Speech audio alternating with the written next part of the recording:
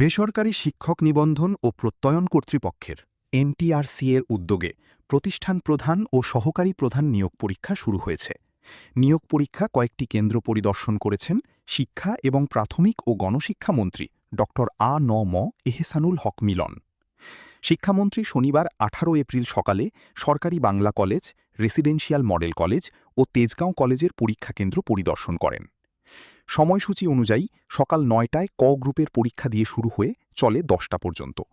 খ গ্রুপের পরীক্ষা বেলা ১১টা ৩০ মিনিট থেকে ১২টা ৩০ মিনিট।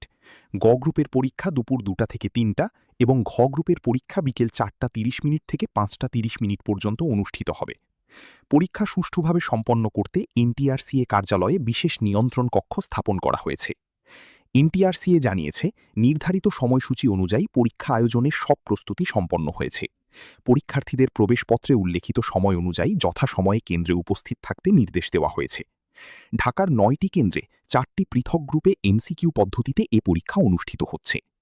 প্রসঙ্গত, এবারই প্রথম প্রতিষ্ঠান প্রধান পদে কেন্দ্রীয়ভাবে লিখিত পরীক্ষার আয়োজন করা হলো। আগে এসব পদে নিয়োগ সংশ্লিষ্ট প্রতিষ্ঠানের ব্যবস্থাপনা কমিটির মাধ্যমে দেওয়া হতো, যেখানে অনিয়ম, স্বজনপ্রীতি ও অর্থ লেনদেনের অভিযোগ দীর্ঘদিন ধরে আলোচনায় ছিল।